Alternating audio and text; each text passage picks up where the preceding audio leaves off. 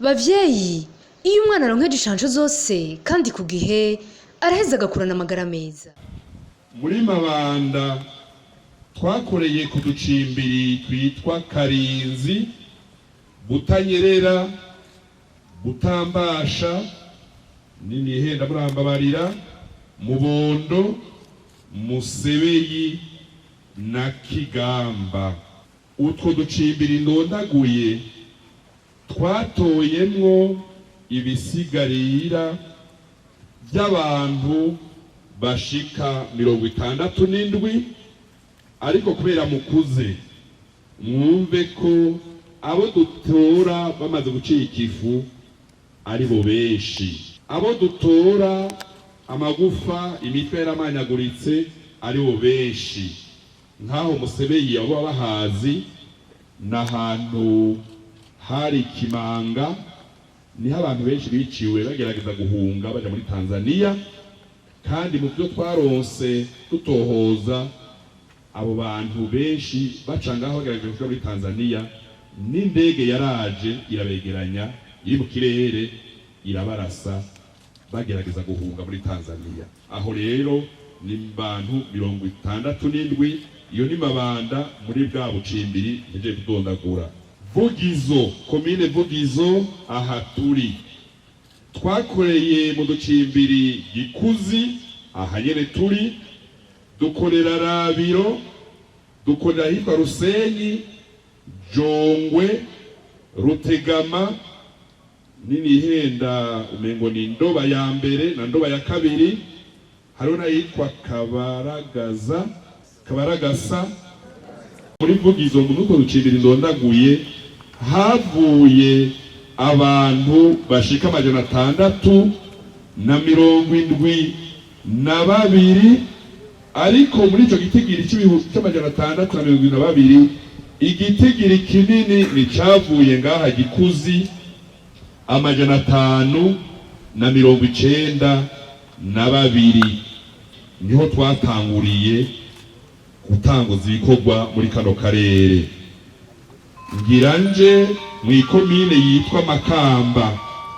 Muri Makamba twakoreye uducimbiri twitwa Munonotsi, harahitwa Muvumu, harahitwa Nyange, harahitwa Murenge, harahitwa Coganyana, harahitwa Kanzege.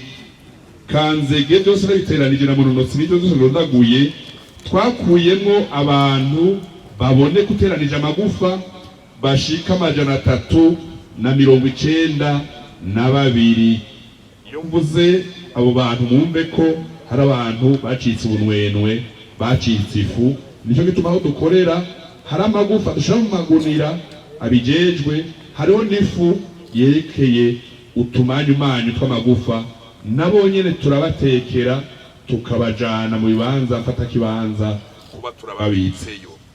Hariho komine yitwa Kayogoro twakoreye cane cane agacimbiri kitwa Butare, aho twatoye abantu 34. Mu nkundire ngaruke ngaha Gikuzi duhagaze, kubera aho twatanguriye muco no kwita sufaze ya kabiri. Aha tuje kuhugurura twatanguriye mu biti by'amavoka, tutora ibinogo bitatu vya mbere.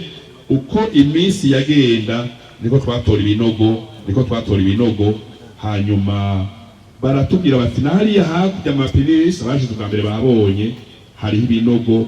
Navyo nyene ibyo tumaze kumenya twarabiteguye.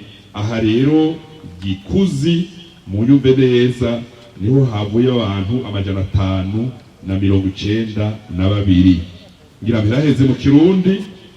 Iyo tuvuze ibinogo twateguye ni ibyo twita mu Gifaransa fosse commune confirmée, ibinogo byemejwe byatweretse ko harimo impuzu, amagufa. Hariho rero n'ibinogo dufurura abenegihugu batweretse, ariko tukagerageza ntihagire ico dukuramo. Ivyo binogo twafuruye ntihagire ico dukuramo, byose hamwe nabiteranije ni 16. Murumva rero yuko iyi ni incamake ntitwovuga menshi, barabona impuzu nyinshi. Izo mpuzu nyinshi uziravye usanga zisumba abantu, usanga zisumba amagufa. Isiguro baduhaye niyihe? Nuko hari abantu batawe mu binogo bamaze ibisi bari hejuru, amagufa mwamwe yamaze gutwarwa n'ibikoko, amagufa mwamwe amaze gutwarwa n'ibikoko, n'imbwa, n'inyoni. Niyo siguro yizi mpuzu nyinshi usanga zimeze nk'izisumba abantu.